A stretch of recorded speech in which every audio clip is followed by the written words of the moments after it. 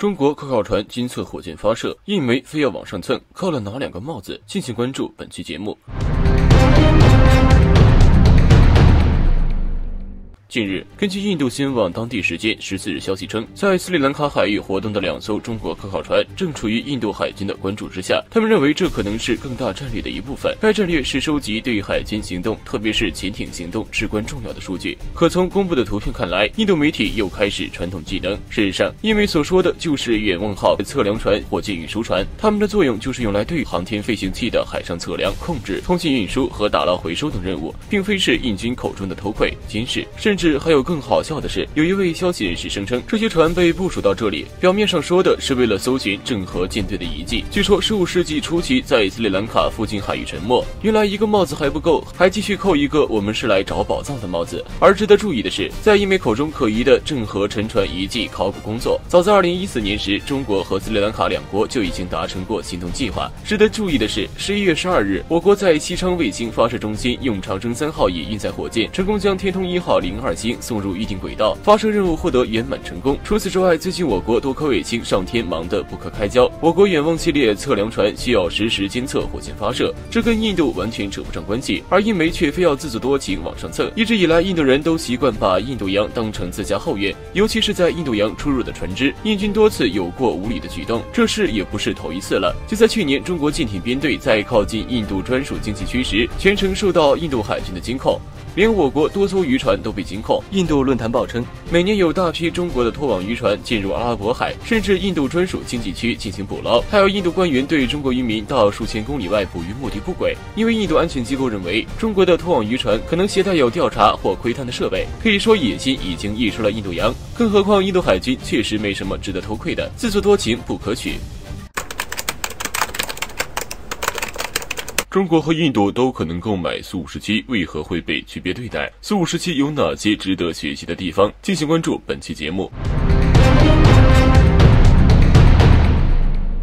一直以来，外界都有关于苏57和歼20谁更强的讨论。同时，中国作为俄罗斯武器传统买家，关于中国是否会采购苏57这个问题也流传已久。而在前不久，俄罗斯国防内部消息表示，俄罗斯航空兵将会在12月获得首架量产型苏57五代机。关于中国是否会购买苏57，再次引发热议。据《欧亚时报》15日报道称，由于对抗美国，俄罗斯和中国之间联系愈发紧密。有报道称，中国可能会购买俄罗斯苏57五代机。《环球时报》援引中国军事专家的话，高度赞赏苏57的战斗能力，但对俄罗斯喷气式飞机能否融入中国部队还持怀疑态度。毕竟中国已经研发出了自己的隐身战机歼20。在之前，马来西亚兰卡威国际海事和航空航天展览会上，俄罗斯技术国家集团负责人表示，中国接收了24架苏35战机，在未来2年，中国将做出决定，是购买更多苏35或者购买5代机，这可能是苏57翼的又一次机会。中国军备控制与裁军协会高级顾问徐光裕表示，由于中国还需要进行分析和学习，中国可能会买苏57研究用。同时，沈阳飞机设计研究所首席设计师王永庆表示，苏57具备强大的超音速巡航和机动性，能通过这些性能躲避来袭导弹，并且近距离交战。这种情况下，隐身并没有超机动性那么重要。除了中国是潜在客户外，印度也热衷于购买苏57战机，但可能会被区别对待，因为印度没有5代机，短时间内不会自行研发出来，因此中国和印度都可能购买苏57战机。虽然印度考虑购买新的一批俄罗斯战机，但是美国的压力可能是最大障碍，这或许就是印度退出 FJFA 计划的真正原因。对此，也有俄罗斯人评论指出，一个是为了学习，一个是为了比较，当然会被区别对待。分析称，虽然苏57一些性能饱受诟病，尤其是隐身性，在民间存在没必要买的观点很广泛。不过苏57上确实还有值得学习的地方，是世界上首款安装定向红外干扰系统的战机，能够有效对付红外成像引导弹头的空导弹。此外，其称为电子飞行员的人工智能辅助系统也很有创意，博采众长，正是我国国防走到现在的关键。纳卡战役，亚美尼亚开始总结，为何说不需要俄战机，而是中国无人机？敬请关注本期节目。目前，在俄罗斯的调和下，亚美尼亚和阿塞拜疆已经签署了全面停火协议，持续6周的纳卡冲突暂时结束。而这个纳卡战争给世界都提了个醒，无人机让阿塞拜疆在44天的冲突中获得了巨大的优势。经常看到阿塞拜疆国防网站上每天都在播放无人机袭击的视频。摧毁了亚美尼亚士兵、坦克、火炮，甚至防空系统。地面部队变得越来越危险，无人机正改变未来战争形势。而亚美尼亚最近也对这次冲突做出了总结。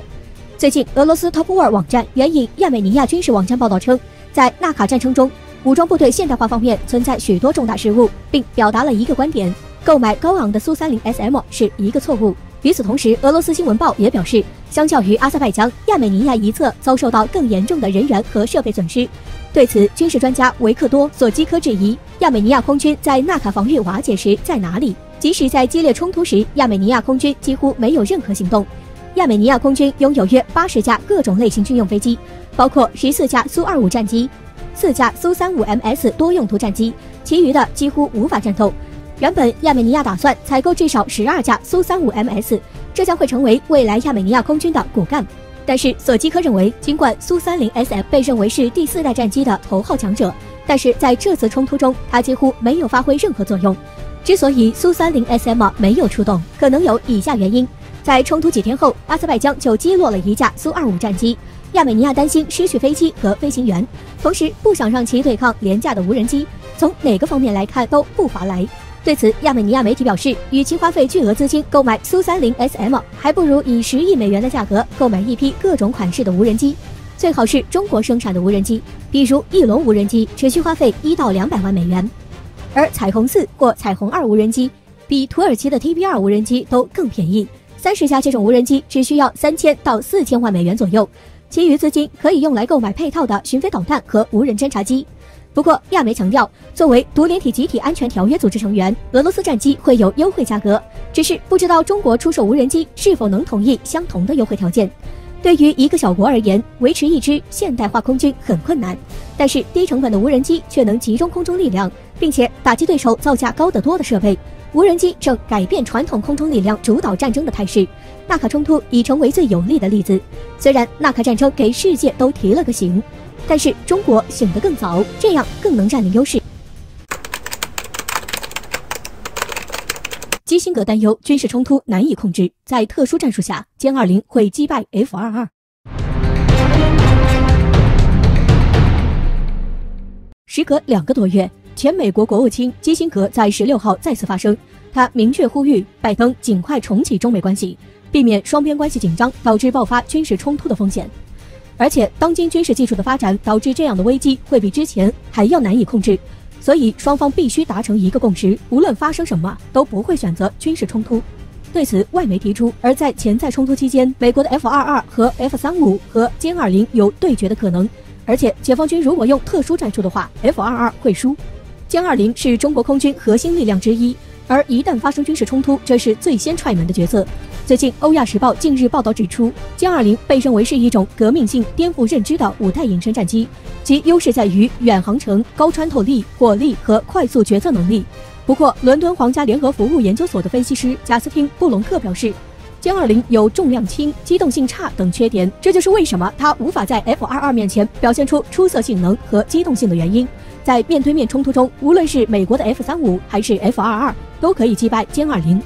当时他话锋一转指出，歼20是目前运用了最大的低可观察设计的战机，还具有令人惊讶的内部燃料容量，并且还携带可拆卸的4个外部燃油箱。这一特点让歼20能充当远程拦截机，而美国战机依赖于加油机的力量。据福布斯专家戴维·阿克斯表示， F-22的作战距离只有约500英里，这对欧洲这种作战范围有限的国家很合适，但是对于广阔的太平洋而言却很吃力。而歼20的700英里作战距离使其能够在南部海域更远的距离飞行，所以 F-22因为航程的原因需要依靠加油机来保持战斗。如果歼20设法打击这些美国加油机，那么即将用完燃料的 F-22将无法返回基地。由于歼20具有很小的雷达截面积，以至于歼20在任何冲突背景下难以被发现，而且行动区域有数百个非本国飞机和导弹轨道以及密集的电子站，难以发现歼20对美国来说是一个头疼的问题。他们还需要更加大对加油机的保护。值得一提的是，俄媒转载论坛底下有俄罗斯人表示，中国只缺一个最小的东西，即为歼20创造可靠的引擎，这将摧毁美国的梦想。此外，还有人表示，可能未来应对美军 F-22的可能是中国的无人机。事实上，美国专家是带有偏向的分析，开始就设定在正面冲突下，歼20打不过 F-22，但是是骡子是马，拉出来溜溜，孰强孰弱，谁知道呢？